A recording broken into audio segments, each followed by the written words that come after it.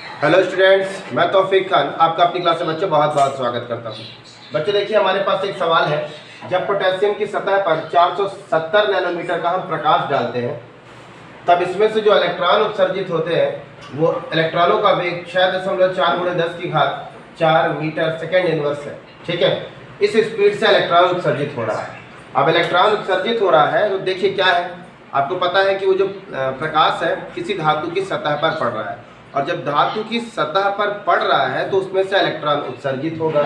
उसी को हम क्या बोलते हैं? उसी को हम बोलते हैं फोटो इलेक्ट्रॉन उत्सर्जन। ठीक है, तो उस फोटो इलेक्ट्रॉन उत्सर्जन का हमें फार्मूला यहाँ पर लगाना है। आगे ये भी कह रहा है 1 मोल पोटेशियम से, यानी पोटेशियम का 1 मोल में पोटेशियम के कण होते हैं 6.022 × 10⁻23 कण। ठीक है, उस कण को उत्सर्जित करने के लिए हमको कितनी कम से कम ऊर्जा की आवश्यकता होगी, अर्थात दहली ऊर्जा पूछ रहा है। ठीक है, और दहली ऊर्जा को बेटा W0 से दर्शाते हैं। ठीक है, तो चलिए सबसे पहले आप ये देखते हैं कि हम इसमें क्या आरोपित कर रहे हैं, प्रकाश आरोपित कर रहे हैं। तो सबसे पहले हम जो फोटान है फार्मूला लगाएंगे, फोटान की गतिज ऊर्जा। फोटान की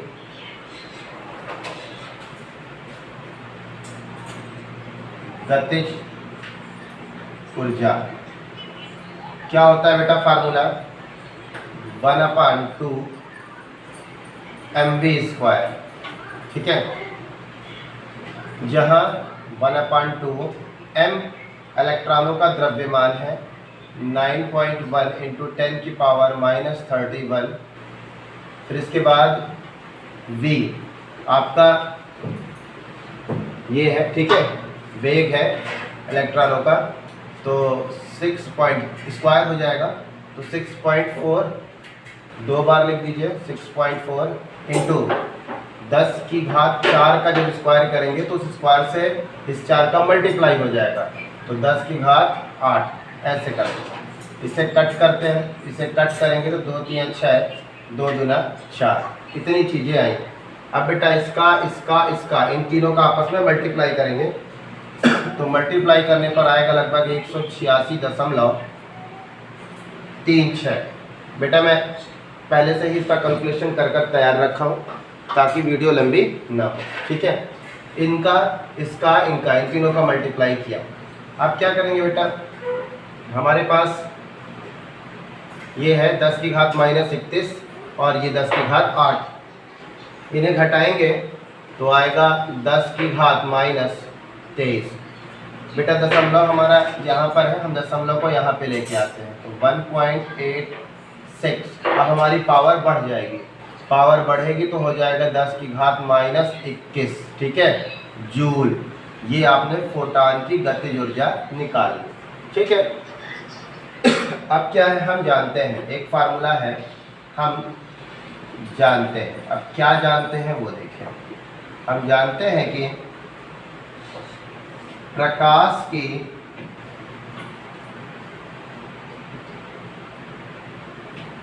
अवशोषित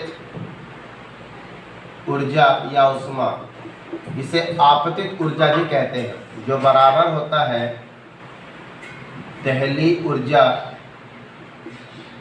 प्लस फोटान की गतिज ऊर्जा के। ठीक है, तो प्रकाश की अवशोषित जो ऊर्जा है, जो आपतित ऊर्जा है, ठीक है, तो E को हम किससे दर्शाते हैं? E बराबर क्या होता है? hc/λ। तो यहाँ पर हम लिखेंगे hc/λ बराबर दहली ऊर्जा को W0 से दर्शाएंगे। बेटा फोटान की गतिज ऊर्जा भी आपने निकाल ली है, ये 1.86 × 10⁻21। ठीक है, h की वैल्यू आप जानते हैं, प्लांक नियतांक जिसे कहते हैं, तो प्लांक नियतांक आपका है 6.6 × 10⁻34। प्रकाश की चाल 3 × 10⁸ ठीक है, कितना है? 470 नैनोमीटर का। तो ये जो 470 नैनोमीटर है, नैनोमीटर को मीटर में बदलेंगे तो 10⁻⁹ से गुणा करेंगे। 470 10⁻⁹ जो बराबर होगा बेटा W0 प्लस 1/86 इंटू 10 की पावर -21। अब क्या करते हैं, इसको ऊपर ले जाते हैं, 6 का और इस 3 के साथ मल्टीप्लाई करेंगे तो बेटा 6 × 18 19.8 इंटू 10 की पावर 34 इंटू 10 की पावर 8, इसको भी ऊपर ले जाते हैं तो 10 की पावर 9/470 जो बराबर होगा W0 प्लस 1.86 इंटू 10 की पावर -21 के। इसको इससे भाग दे देते हैं बेटा, ये हो गया 17 को हम -34 से जोड़ेंगे तो आएगा -17, ठीक है। तो मैं और इसको इससे भाग दे देते हैं, भाग देने पर आएगा, इसको इससे भाग देने पर 0.041421, ठीक है, इंटू 10 की पावर -17 बराबर W0 प्लस 1.86 इंटू 10 की पावर -21, ठीक है। इन दशमलव को हम यहाँ पे लेके आते हैं, इधर पे लेके आते हैं तो बेटा 1 2 3 4 इधर लेके आएंगे तो 4 जो पावर है ना वो कम हो जाएगी। अब मैं यहाँ से लिखूँगा 4 पावर कम हो जाएगी तो 1 2 3 4 तो ये बन जाएगा 421 और बेटा पावर इसकी कम हो जाएगी तो कितनी कम होगी 4 तो हो जाएगा -21, फिर बराबर W0 प्लस 1.86 इंटू 10 की पावर -21 घटा देते हैं 421, ये इधर आएगा -1.86 इंटू 10 की पावर -21, ये वाला जो लिखा है, ठीक है, 1 मिनट ऐसे लिखो, इंटू 10 की पावर -21, फिर इसको इधर ले आते हैं 1.86 इंटू 10 की पावर -21 बराबर W0, ये कॉमन है इसे हम बाहर ले लेंगे और इन दोनों को घटा देंगे, इन दोनों को घटाएंगे तो लगभग 419.14 और ये कॉमन है इंटू 10 की पावर -21 बराबर W0। तो ये हमने दहली ऊर्जा ज्ञात कर ली ना। दहली ऊर्जा यानी न्यूनतम ऊर्जा आपने ज्ञात कर ली, लेकिन वो कितने मोल के लिए पूछ रहा है, आपसे 1 मोल के लिए पूछ रहा है, 1 मोल पोटेशियम से उत्सर्जित करने के लिए। तो लिखो आप 1 मोल से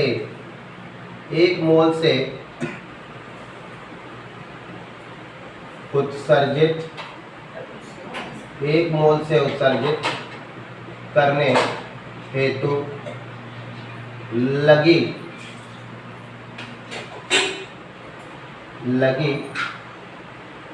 आवश्यक ऊर्जा, ठीक है। तो इससे हम 1 मोल का गुणा कर देंगे तो 419.14 गुणे 10 की घात 21, 1 मोल में 6.022 इंटू 10 की पावर 23 कण होते हैं, ठीक है। इनका मल्टीप्लाई करते हैं, जब इनका मल्टीप्लाई करेंगे तो आएगा 2524.06, ये बेस समान है, पावर जो है वो ऐड होगी, लेकिन ये माइनस और प्लस को माइनस करेगा तो आएगा 10 की घात 2, ठीक है। अब क्या करते हैं, इस दशमलव को, ये जो देख रहे हैं आप, बाएं से दाएं जाते हैं तो पावर घटता है, इसको यहाँ पे ले आइए, इसको यहाँ लाएंगे तो पावर बढ़ जाएगा। बेटा इसकी जो मात्रक है, इसकी जो यूनिट है, ये जो हमें ये वैल्यू प्राप्त हुई है ना, ये हमको जूल में प्राप्त हुई है, जूल में, ठीक है। अब ये भी जो हमें वैल्यू प्राप्त हो रही है, ये किस में प्राप्त हो रही है, ये प्राप्त हो रही है जूल प्रति मोल इनवर्स में, जूल प्रति मोल इनवर्स में। अब ध्यान दें, इस दशमलव को यहाँ पे लेके आते हैं तो 252.4 गुणे 10 की घात 3 हो गया जूल प्रति मोल इनवर्स। ये 10 की घात 3 किसके बराबर है, 1 किलो के बराबर है। तो इनको हटाकर हम के लिख सकते हैं, तो 252.4 गुणे के किलो, ठीक है। और 1 किलो में कितने ग्राम, 1000, ठीक है, किलो जूल प्रति मोल इनवर्स। तो ये था बेटा सवाल। उम्मीद है आपको सवाल समझ में आया होगा। थोड़ा सा बेटा क्या है, इसमें कैलकुलेशन ज़्यादा था, इसलिए मैंने इसे पहले से ही कर दिया ताकि आपको परेशानी ना हो। धन्यवाद दोस्तों।